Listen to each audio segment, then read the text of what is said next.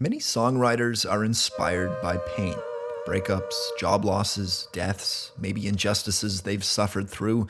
It can be therapeutic to unload baggage from the past, but a lot of the time, the task of putting those negative emotions into lyrics is a way to move on from the pain.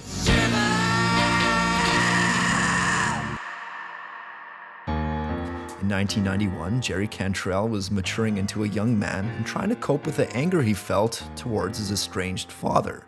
Jerry's parents divorced young, and for the few times he would come around, it was mostly accompanied with lectures and screaming matches. Jerry resented the man, but as he grew into the main songwriter in his new band Alice in Chains, he decided to take a different approach to dealing with his broken childhood. Instead of blaming his father, he tried to put himself in his dad's shoes and understand him. Lyrically, he decided not to put that relationship into the rearview mirror, but to try repair it. As a veteran of the Vietnam War, Jerry soon realized that journey would lead him to his father's psychological scars of combat. It would lead Jerry to Rooster.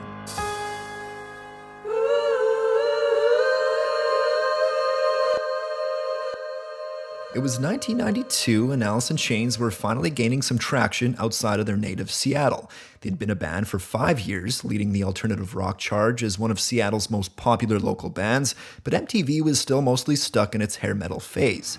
Alice in Chains were opening up for Iggy Pop on this club tour, and were excited to play a sold-out show in their home state of Washington. The show went on like most did during that tour. Young fans poured their heart out in the sweaty mosh pit, excited over this new brand of music not yet branded as grunge. In the middle, Alice in Chains decided to play one of their new songs. It was a slower, brooding type song with deep lyrics about the horrors of war. It started with a slow build-up, with a bass guitar accompanying lead singer Layne Staley's unique voice. The track finally crescendoed to a powerful chorus, with Staley screaming at the top of his lungs. He was belting out lyrics about someone named Rooster, and a group of people trying to kill him. As Jerry Cantrell wailed on his guitar and finally took the song to its end, he looked across the club's small sea of fans to find a man at the back near the soundboard standing by himself. The man was wearing jeans, a gray cowboy hat, and cowboy boots. He was staring at Jerry, and with tears in his eyes, grabbed his cowboy hat and held it in the air. That man was Rooster. It was Jerry's father.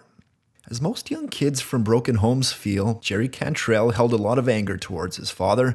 His parents divorced when he was young, and so he lived with his mother growing up, not seeing his father for extended periods of time. He was a badass and a hard ass, he was a army sergeant, so, but I didn't see a whole lot of him. So my mother had passed, he was my only parent left, and as I became a man, I started to realize that, I can't be mad at him for like kid shit, like every kid's mad at their dad for something. He began looking at things from his father's perspective and wondered what made him become this abrasive, hard-ass, no-nonsense type figure. Multiple tours of Nam and just where he came from and things that he had to deal with.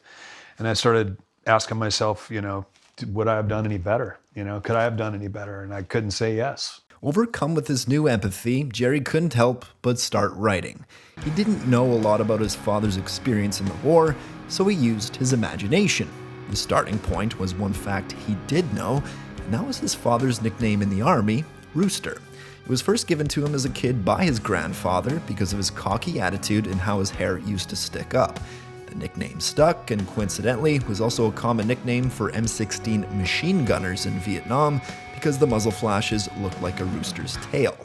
In the song, Jerry paints the picture of his father stuck in the jungle of Vietnam, just trying to stay alive. Ain't found a way to kill me yet.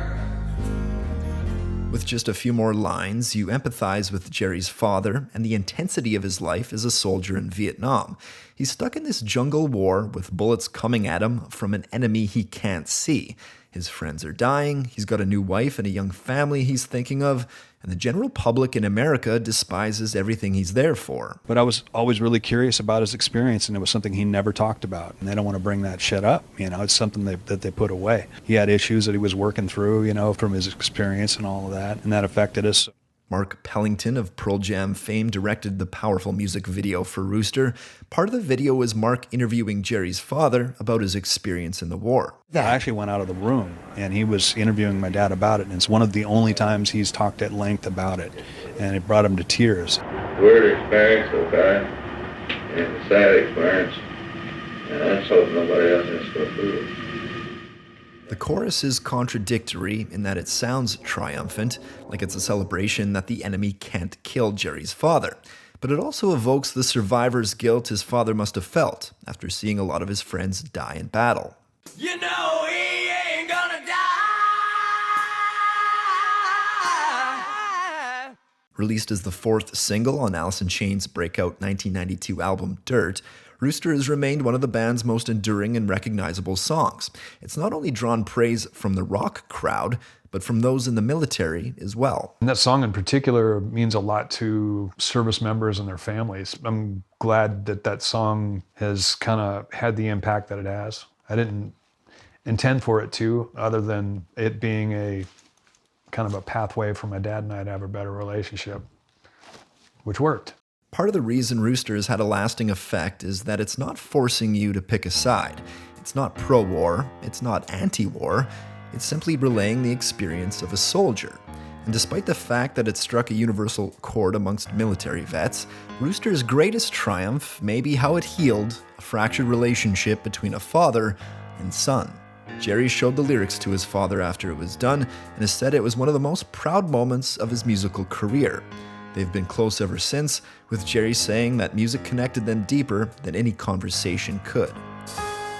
Jerry got the stamp of approval, but his dad didn't elaborate on what he really thought of the song the first time he heard it.